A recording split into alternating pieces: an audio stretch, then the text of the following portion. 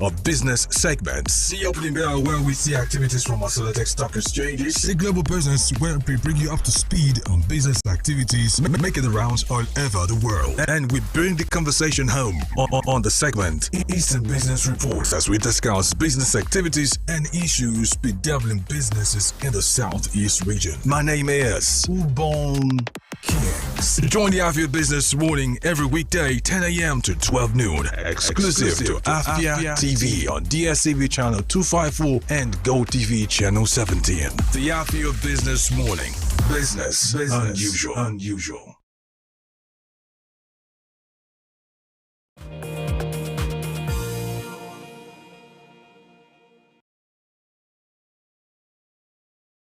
Thank you for rejoining me on the Afia Business Morning. Welcome to Global Business. And here we'll be taking a look at business news stories around the continent of Africa and indeed the rest of the world. My name is Ubon Kings. And here are the headlines that we are tracking at the moment. Starting off with business news stories from the automobile world, it was reported that the Volvo Group is struggling with slower sales as European truck demand fails. Away from that into the future of pollination, bulk-sized robots to help pollination on future farms. Anyway, from that, Dutch airline scraps 250 office jobs in profitability drive, actually. We'll bring you details of the stories and more after this time out. Please stay.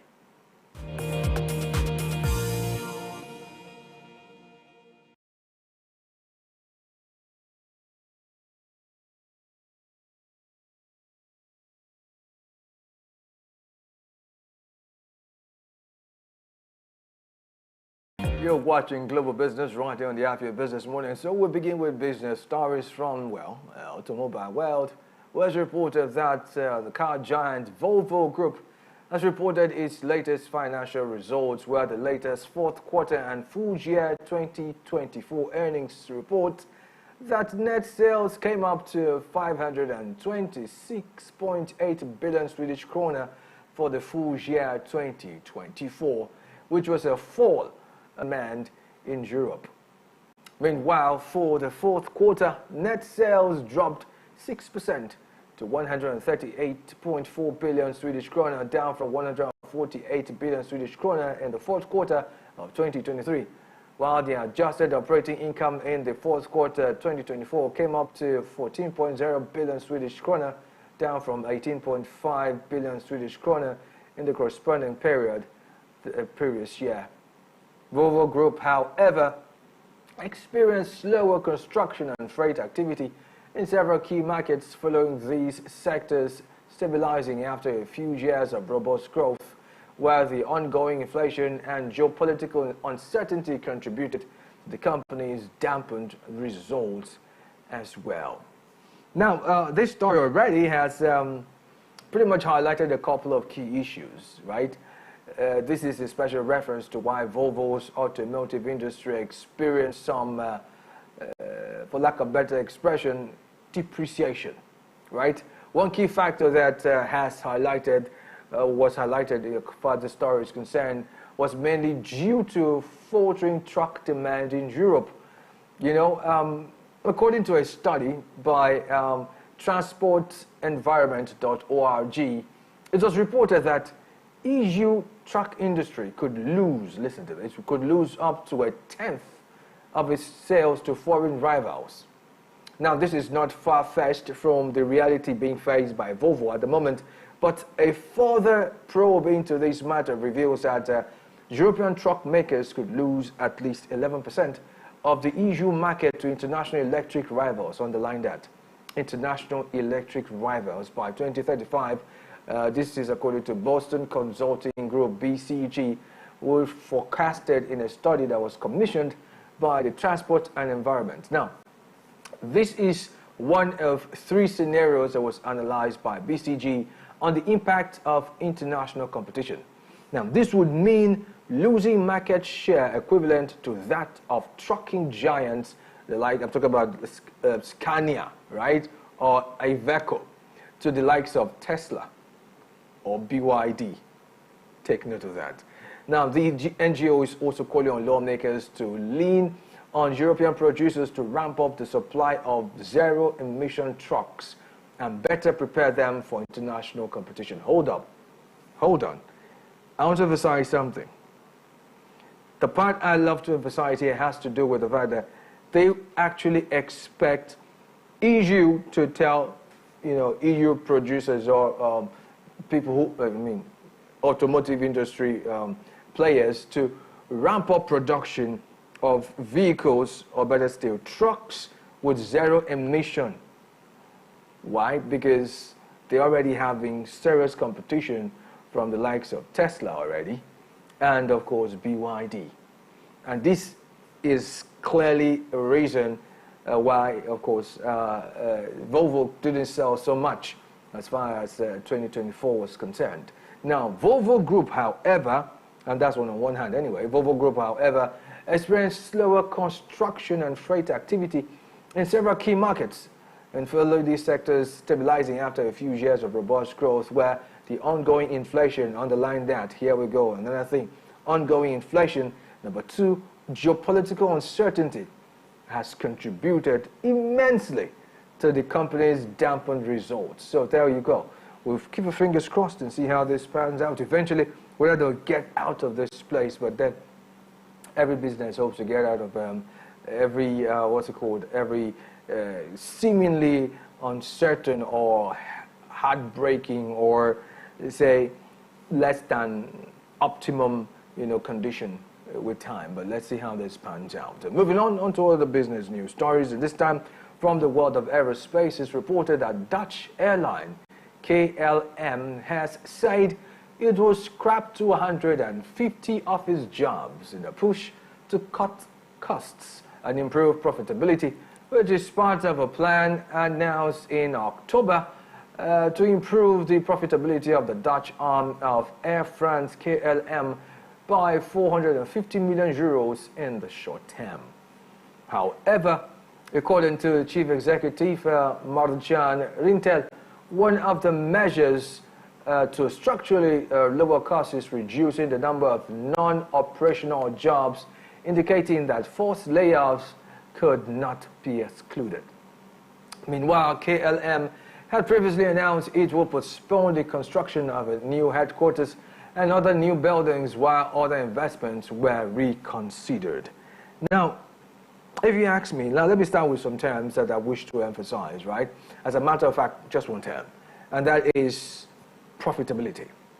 Now, which is pretty much defined as the degree to which a business or activity, take note, yields profits or financial gain. Now, according to the story, Dutch airline KLM will scrap 250 office jobs in a push to cut costs and improve profitability. Now, this narrative of cutting jobs or scrapping roles has become a recurring decimal in recent times as the reality of the economic downturn bites harder on businesses. Now, the truth be told, businesses reduce staff, often referred to as downsizing or layoffs, primarily to cut costs during economic downturns, streamline their operations, restructure the organization, or respond to a decrease in demand for their products or services, and ultimately aiming to improve their profitability by reducing unnecessary, take note, unnecessary expenses associated with payroll and benefits. Now, specifics of these job roles that have been cut or that will be cut have not been announced just yet. Anyways, we'll monitor to see how this will work out for this airline and, of course, the persons who will be, told to go back home. You're still watching Global Business right here on the Afia Business Morning on Afia TV.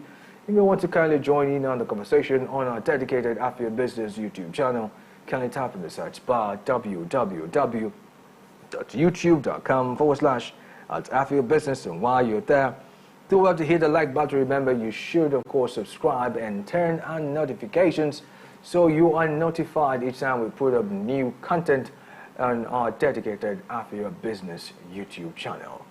Up next, more business news stories from the rest of the world. Stay tuned.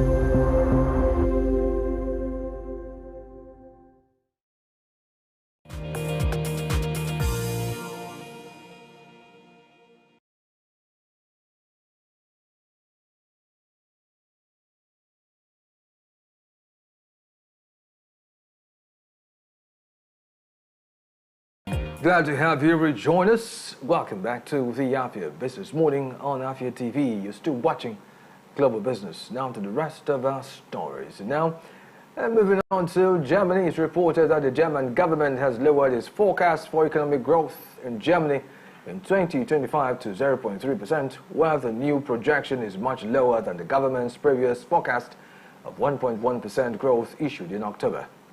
However, Germany has managed no meaningful economic growth in the past 4 years, as it has struggled to deal with major shifts in the global economy and with structural challenges of its own. Meanwhile, preliminary figures released 2 weeks ago showed that gross domestic product contracted by 0.2% last year, following a 0.3% decline in 2023. Furthermore, Vice Chancellor Robert Habeck, who is also Germany's economy minister, said that the global crisis of recent years have hit Germany's industry and export-oriented economy particularly hard, although an energy crunch was headed off after Russia's full-scale invasion and inflation has fallen. Quickly, let's look at the story. Now, if you ask me, I would say this is not surprising, right? I say so, because if you've noticed from the previous story, I did highlight that there is a fundamental issue with the world economy as it stands, right? Looking like there is, of course, recession, though being masked by a couple of things. However, this story clearly states that the global crisis of recent years have hit Germany's industry and export-oriented economy particularly hard. And then there's a clause to that, although an energy crunch was headed off after Russia's full-scale invasion, and inflation has fallen. Now, let me break this down a little bit more. Now, the issue now is that the German industry supply chains are taking another major hit. That's what it is. Not only are German, Russian, and German-Ukraine supply chains disrupted, the situation is also impacting other shipping schedules to and from German ports, such as Hamburg, for instance.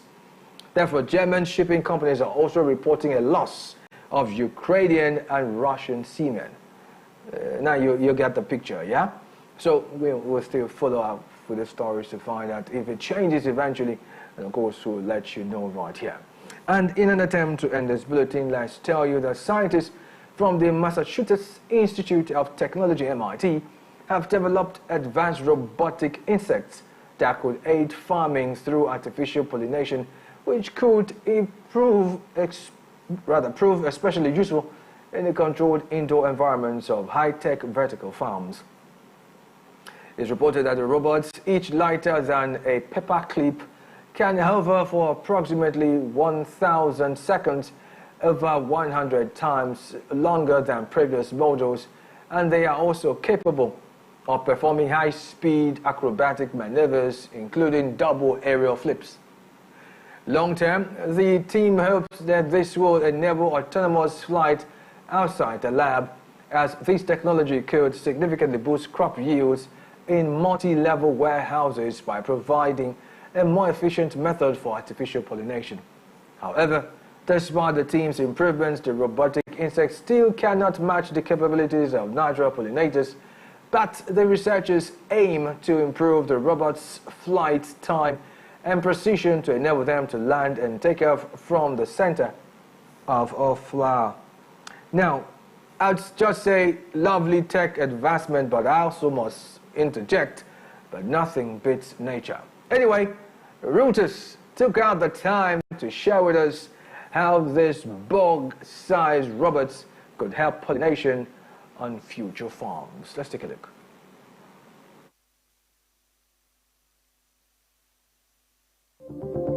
Scientists at the Massachusetts Institute of Technology are developing advanced robotic insects that could transform agriculture. These type of robot will open up a very new types of use case. For instance, we can think of artificial pollination. These tiny robotic bugs each weigh less than a paperclip, according to new research published in Science Robotics. And compared to previous models, they can hover for an impressive 1,000 seconds. That's over 16 minutes of continuous flight. Here is Suan Kim, co-lead author of the study and a researcher in the Electrical Engineering and Computer Science Department at the MIT. So since our robot, is looks like an insect, and then it's very lightweight and small, if you can really precisely control the robot, we might be able to do something on top of flowers or leaves, which really requires very delicate interactions. Right now, researchers are working hard to improve the robot's flight time, payload capacity, and precision. Their ultimate goal is to be able to land and take off from the center of a flower, just like a real insect. We want the robot to be able to have board, battery, and sensors on board. So to do that, we need much higher payload than now. So what we're currently pushing very hard right now is to optimize the robot design to be able to lift more and more so that we can afford these potential payloads. For him, robots like these could be especially beneficial in controlled indoor environments such as vertical farms. Vertical farming is a rapidly growing industry backed by billions of dollars in global investment. It is seen as a solution to the food security challenge posed by climate change and geopolitical tensions. There are really the cases where we can't rely on honeybees anymore, such as indoor farming, where we can't really have honeybee columns in it because of safety issues or some environmental issues. So in that case, we can start thinking of using our robot, if it works well for those indoor farmings. Long term, the team hopes that these robotic bugs will be able to fly on their own outside the lab. But for now, they remain far from matching the complex capabilities of natural pollinators.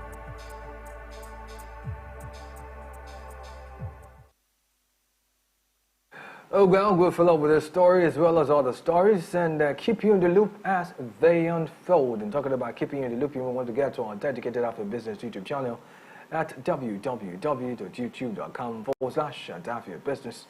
And while you're there, do well to hit the like button. Remember, you should subscribe and by all means turn on notifications so you get notified when we put up new content on our dedicated Afia Business YouTube channel. You're still watching the Afia Business Morning Live right here on Afia TV. Coming up next will be the Eastern Business Report, and we're going to be looking at the week in retrospect. The Afia Business Morning will be right back after this time out. My name is Ubong Kings. Stay tuned.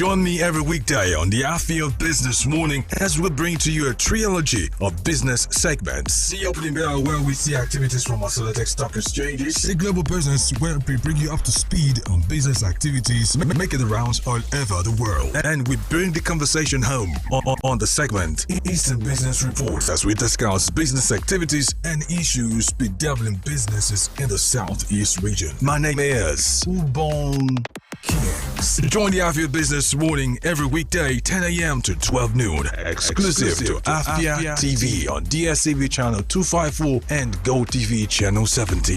The Afia Business Morning. Business unusual.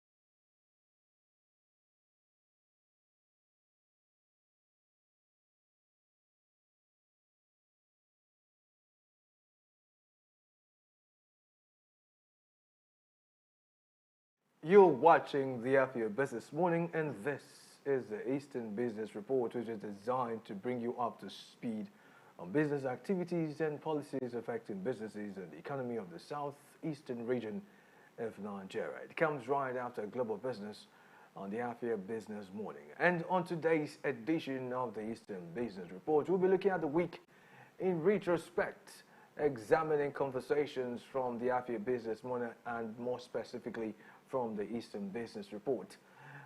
From issues around CNG development and deployment in Enugu State, the waste management industry, to the socio-economic import of the frequent tanker explosions in Nigeria.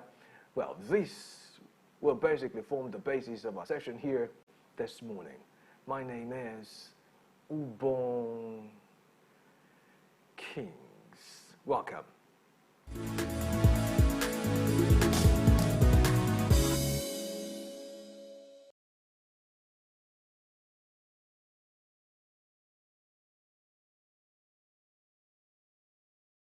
Welcome back, and it's still the Eastern Business Report right here on the Afia Business Morning, and we're moving on. On Tuesday, I was delighted to play host to engineer Charles Ameja Chukwukadibia, who is the project director, Authentic Dream Company Nigeria Limited, and we extensively looked at the level of CNG development and eventual deployment in Enugu State. Let's see excerpts from that particular session.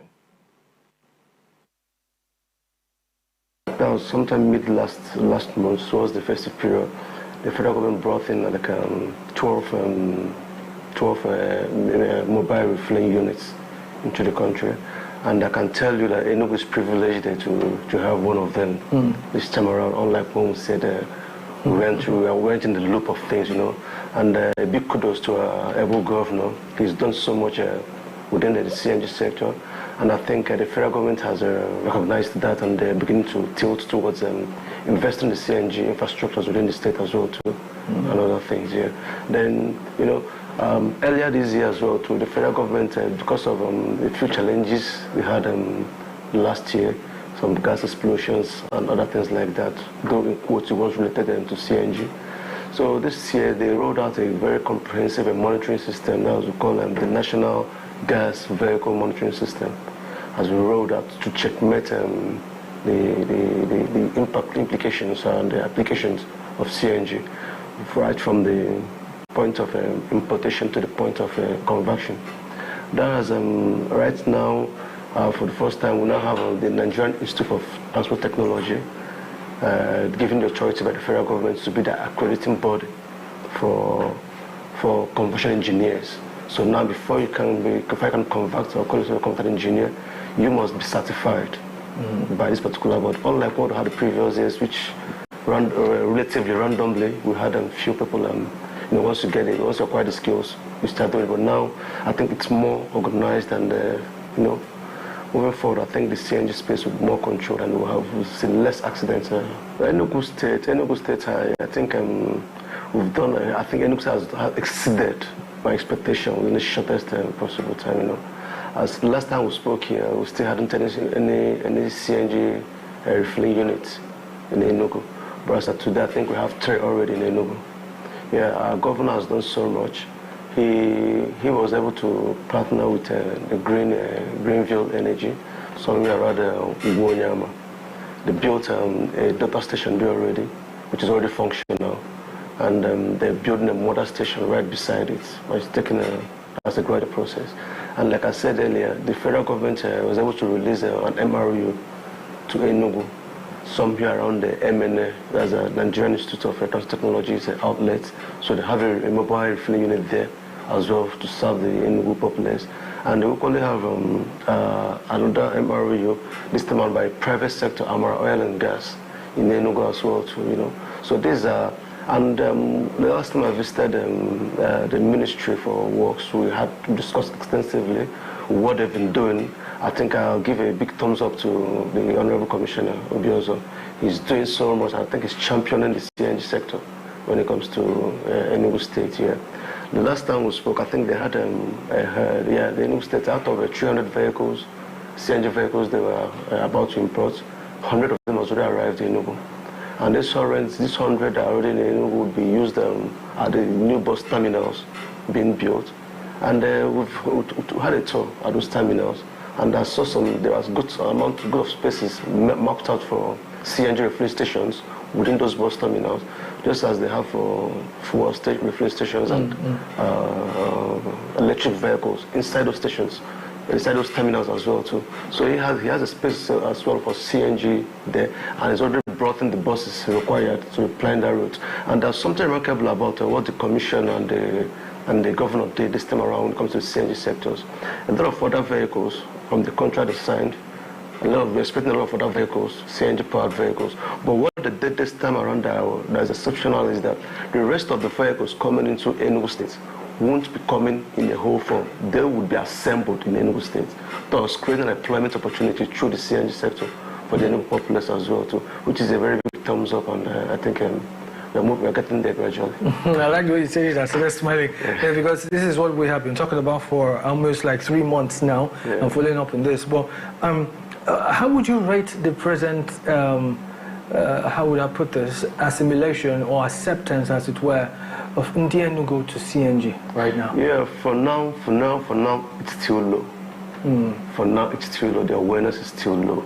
Like I visited the Greenville early last week. So I was trying to ascertain the level of consumption there. On getting there, I saw some vehicles being refueled, So when I was asking them, got discussing and I found out that, they do sell, but most times, passengers on transit coming in and out of Enugu indigenous per se are not patronizing yet because they are very, very, the awareness is not there.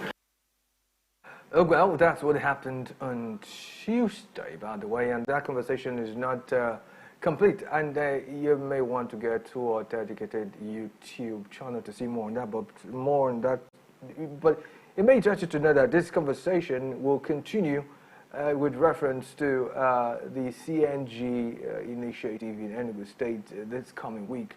As a matter of fact, we're going to be having someone from the government come in and share with us what they've been able to do from the government's perspective and all of that. But then, moving on Wednesday, Marvelous Apomaga was at hand to pilot the show, and she did play host to Henry Chinwe-Uba, who is the executive director, Which Way Nigeria, and the focus was on the waste management and the business of waste management in Enugu State. Let's see excerpts from that particular session.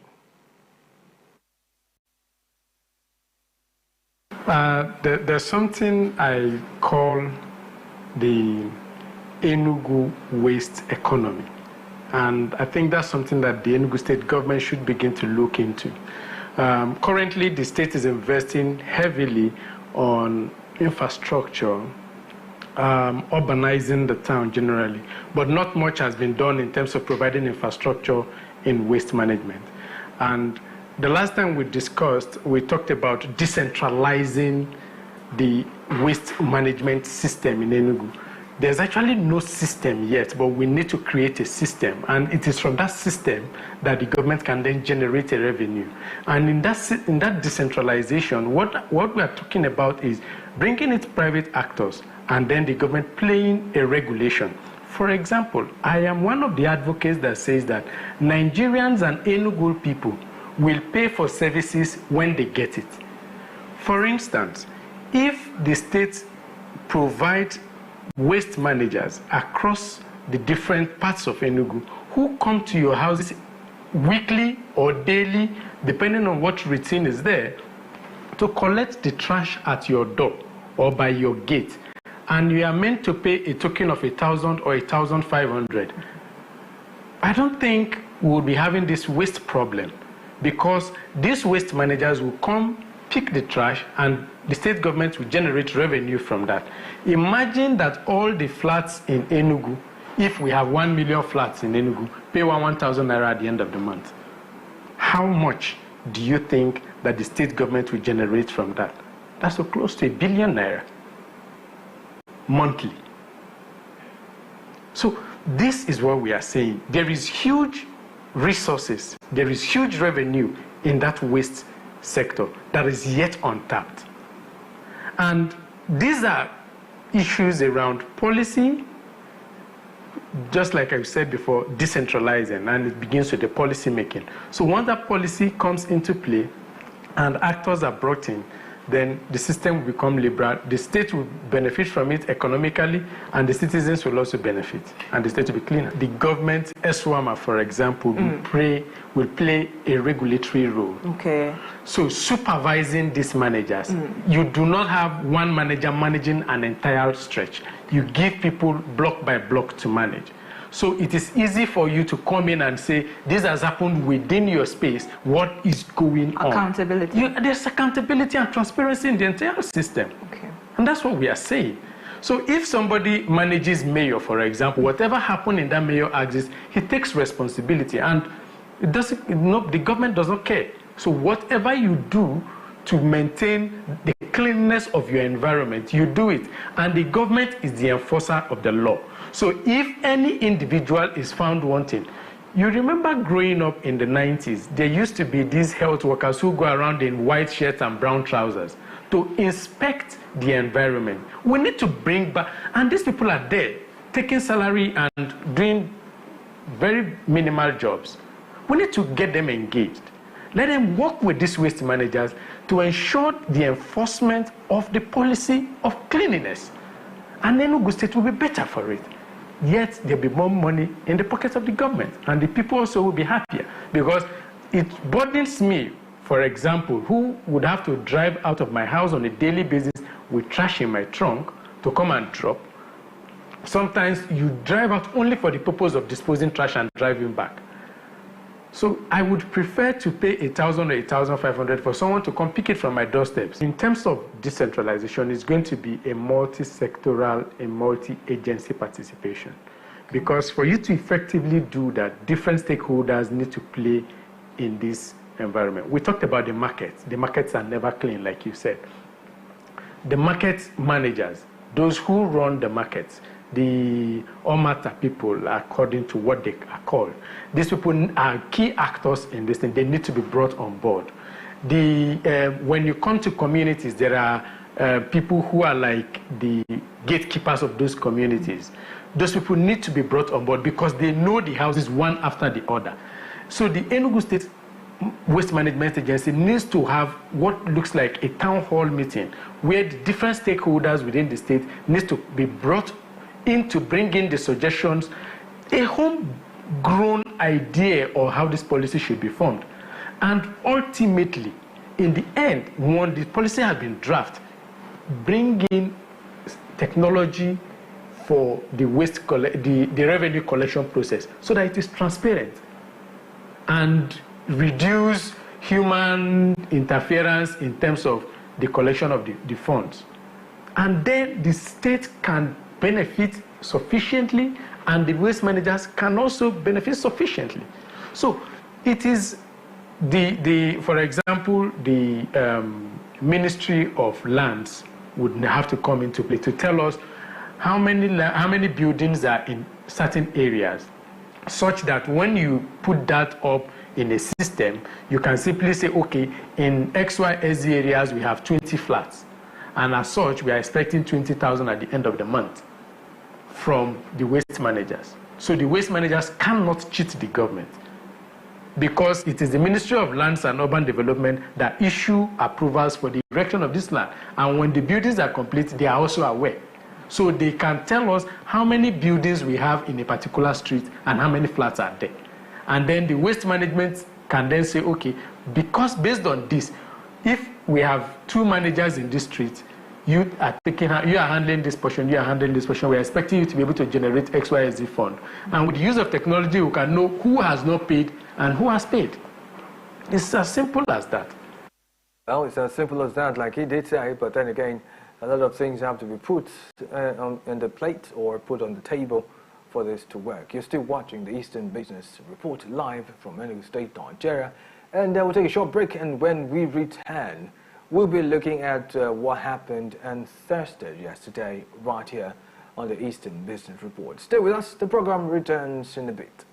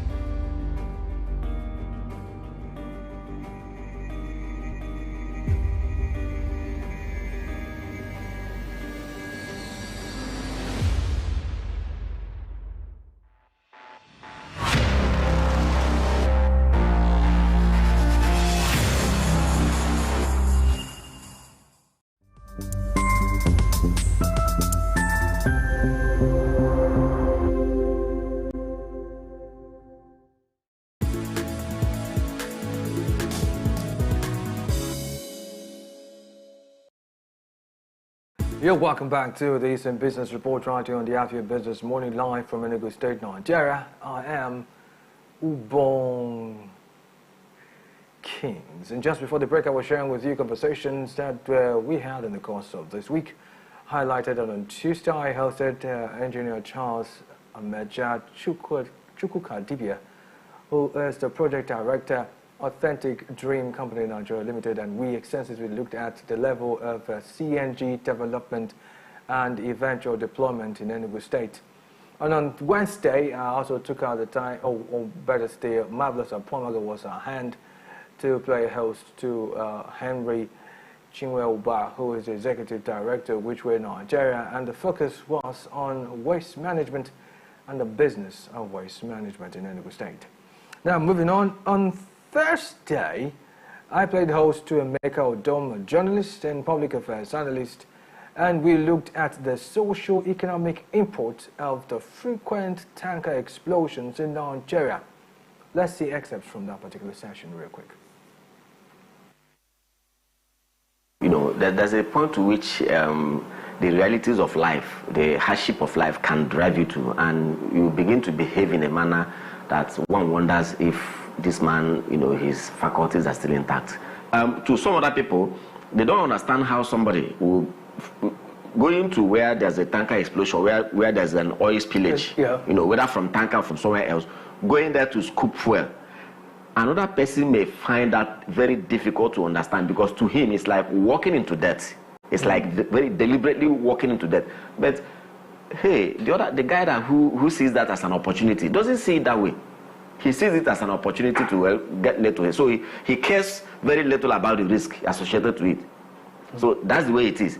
While another person else won't even come close. People now stay behind to look for buckets, to go there, to scoop, to sell. It's a combination of, sometimes it is extreme poverty that is driving them, and that extreme poverty has shut out every other you know, thing in them that wants to consider the dangers. That is on one hand. Now you talk about low IQ. Yeah, there are people who, they are not actually at that level of poverty, but probably they don't understand the implications, and they just can't fathom out why this thing can explode. So okay, the best they can do is, please don't bring fire close to this place. They do not know, they do not understand there are some other factors that can ignite fire outside of naked, what you may, either matches or what you already know, or maybe striking a match or bringing a cigarette. They don't understand that, look, extreme heat or clash of metals can also ignite fire in that place. They don't understand that. So and it's not as if they are economically so low that that is the only option available for them. Yeah. No, so it's a combination of the two.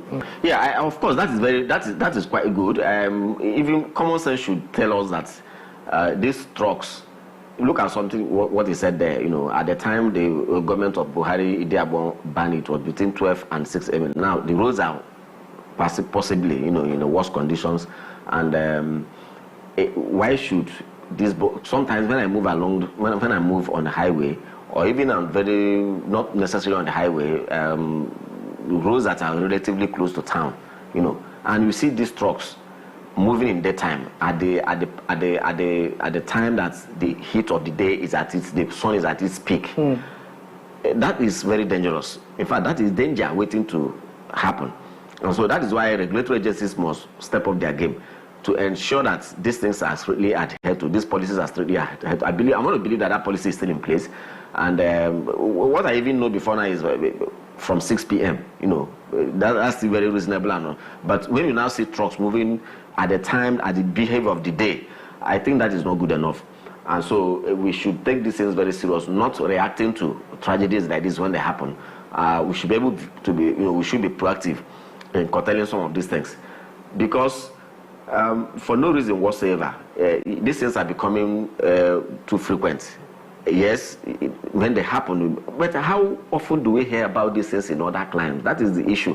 Why is it that we don't hear when they happen in other places, or they don't even happen with the level of frequency with which it happens here? We must be able to do something. And I'm afraid to say that God is so kind to us, because with the way tragedies happen here and there, our population should have completely, you know, gone drastically down. We have insecurity, you know, people are leaving us through insecurity, people are leaving us through nature, people are leaving us through, there's a hunger and a hardship in the land that is, you know, sicknesses and diseases. There are a lot of people who don't have the resources to take care of minor ailments that ordinarily, you know, very simple drugs can cure. They don't have money to purchase such drugs. And not to talk of the natural disasters and the man-made disasters, you know, which are completely avoidable. Carelessness, you know.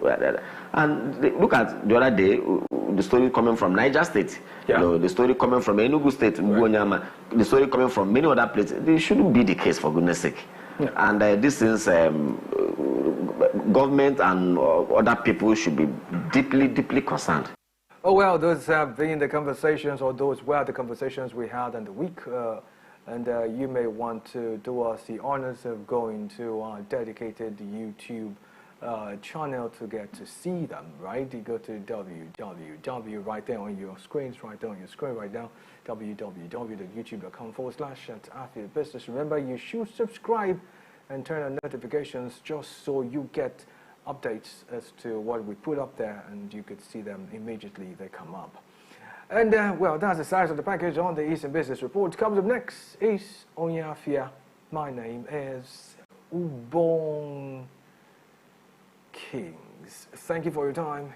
Good morning.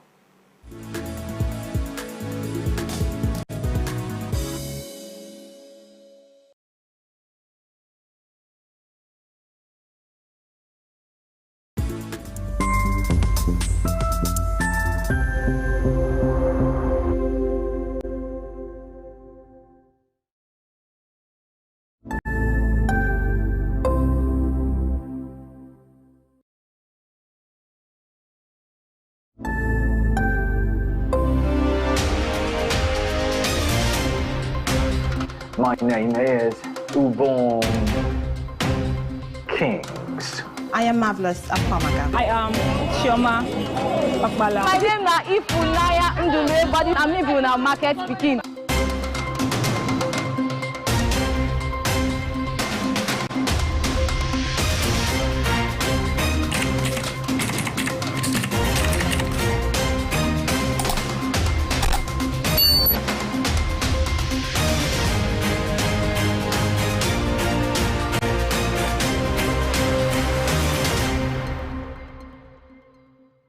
What are your thoughts on the spate of sex for grades in Nigerian universities? This very issue of doing salary